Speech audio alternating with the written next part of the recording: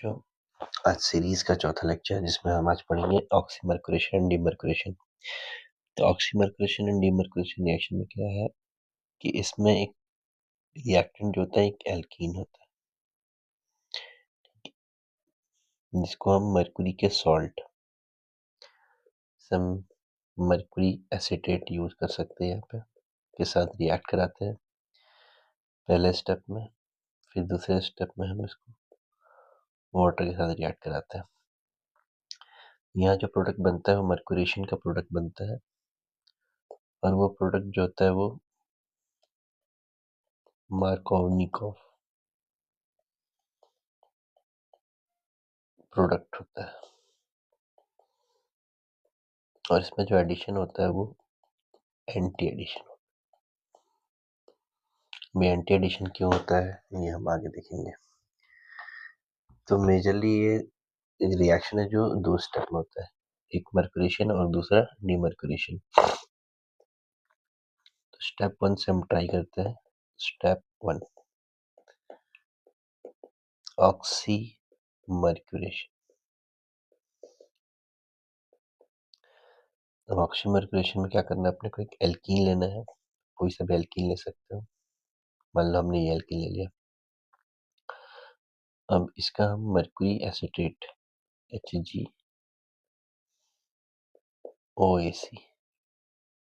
के साथ रिएक्ट कराते हैं। तो इसमें क्या होता है कि ये जो एल्कीन होता है ये मरकुरी पे अटैक करता है और जो मरकुरी के इलेक्ट्रॉन्स होते हैं वो वापस से एल्कीन पे अटैक करते हैं। तो यहाँ पर 3 मेंबर्ड नॉन क्लासिकल कार्बोकेटायन हमको देखा। तो यहाँ पर हमको 3 मेंबर्ड नॉन क्लासिकल कार्बोकेटायन बोल लो या फिर हम मर्क्यूरियम आयन बोल सकते हैं, बट ये नॉन क्लासिकल है। ये आपका 3 मेंबर्ड मर्क्यूरियम आयन बन गया। अब इसमें नेक्स्ट स्टेप में जो सॉल्वेंट होगा, जैसे अगर मान लो आपने सॉल्वेंट यहाँ पर वाटर यूज कर रखा है, तो जो सॉल्वेंट होगा इसको बैक साइड अटैक करेगा। अब अटैक कहाँ होगा, जैसे हमने बताया कि मार्कोनिकॉफ प्रोडक्ट है ये, तो अटैक कहाँ होगा, मोस्ट सब्स्टिट्यूटेड पोजीशन पे अटैक होगा और ये अटैक बैक साइड से होगा। क्यों बैक साइड से होगा, क्योंकि फ्रंट में अपने पास क्या है, स्टेरिक हिंड्रेंस बहुत ज़्यादा है, तो ये हम इसको बैक साइड से अटैक करते हैं। तो मान लेते हैं बैक साइड से अटैक करते हैं और ये बॉन्ड यहाँ पर ब्रेक होता है। तो नेक्स्ट स्टेप हमारे पास बनता है, क्योंकि अटैक जो है वो बैक साइड से हुआ है, तो ये जो OH है ये बैक साइड में जाके ऐड हो जाएगा।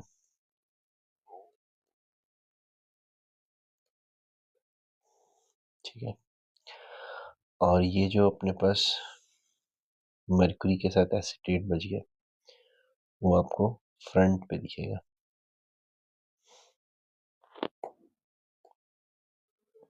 तो ये जो है ये आ गया अपने पास फ्रंट पे HgOAC।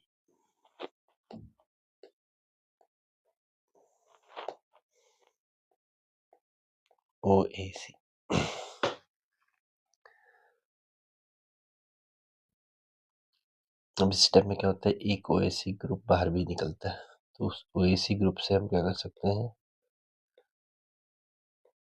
ये जो हाइड्रोजन है इसको बाहर निकाल सकते हैं, जिससे ऑक्सीजन का चार्ज होगा न्यूट्रलाइज हो जाएगा। तो ये सब करने के बाद हमारे पास फाइनली क्या बचता है, ये बैक साइड पे अपने पास OH ग्रुप हो गया और फ्रंट पे हमारे पास HgOAC। ठीक है, नेक्स्ट स्टेप में होता है, ये तो अपने पास मर्कुरेशन का स्टेप हो गया। जो नेक्स्ट स्टेप होता है वो होता है डीमर्कुरेशन। तो स्टेप नंबर 2, स्टेप 2 हम इसको बोल सकते हैं, स्टेप 2 हमारे पास है डीमर्कुरेशन। डीमर्कुरेशन में क्या होगा, ये जो प्रोडक्ट बना है हमारे पास,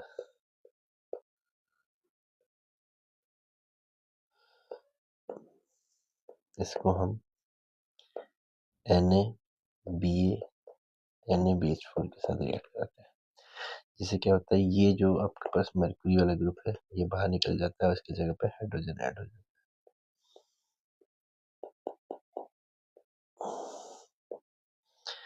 तो ये आपका इसका फाइनल प्रोडक्ट बन गया। अगर आप रिएक्टेंट देखोगे तो रिएक्टेंट हमने जो ले रखा था वो ये था। तो रिएक्टेंट हमारे पास ये था। अब इसमें क्या हुआ, जो प्रोडक्ट बन रहा है, पहला तो प्रोडक्ट जो है एंटी एडिशन है और अपने पास मार्कोनिकॉफ प्रोडक्ट बन रहा है, मतलब मोस्ट सब्स्टिट्यूटेड कार्बन। अगर इस कार्बन को देखेंगे तो ये मोस्ट सब्स्टिट्यूटेड कार्बन तो यहाँ पर हमारे पास OH ग्रुप ऐड हो रहा है। तो अगर मैं इसे डायरेक्ट प्रोडक्ट बनाने की कोशिश करूँ तो यहाँ पर OH ग्रुप लगा, ठीक है, और यहाँ पर हमारे पास H ग्रुप लग गया। अब यहाँ पर अगर इस सॉल्वेंट, यहाँ पर हमने सॉल्वेंट वाटर यूज किया। इस सॉल्वेंट वाटर की जगह अगर मैं अल्कोहल यूज करता, ठीक है, मान लीजिए ROH यूज करता, तो यहाँ पर एक OR ग्रुप ऐड होता इसकी जगह पे, और OR ग्रुप ऐड होता तो ये ईथर फॉर्म करता। तो याद रखेंगे, अगर सॉल्वेंट वाटर है तो अल्कोहल, और सॉल्वेंट अगर अल्कोहल है देन ईथर फॉर्म होगा। अब इसको एक्चुअली में हम लोग क्या बोलते हैं, इसको हम लोग बोलते हैं anti Markovnikov addition and then anti addition. तो ये एग्जांपल लेके मैं आपको दिखाता हूँ कि अगर मान लो एग्जाम में आपको क्वेश्चन आता है, पहला तो आप रिएक्टेंट देख के आपको समझना पड़ेगा कि ये मर्कुरेशन और ऑक्सीमर्कुरेशन डीमर्कुरेशन का रिएक्शन। तो ये आपको इसके रिएजेंट्स कुछ ऐसे दिखेंगे। पहला स्टेप, दूसरा स्टेप, ठीक। इसका जो प्रोडक्ट बनेगा हम इसको डायरेक्ट भी बना सकते हैं। अपने को OH ऐड करना है और सॉल्वेंट यहाँ पर वाटर है, OH ऐड हो जाएगा, और यहाँ जो NaBH4 से एक हाइड्रोजन आता है, यहाँ से अपने पास OH ग्रुप आता है और यहाँ से हाइड्रोजन ग्रुप आता है। इसकी जगह अगर NaBD4 होगा तो ड्यूटेरियम आ जाएगा।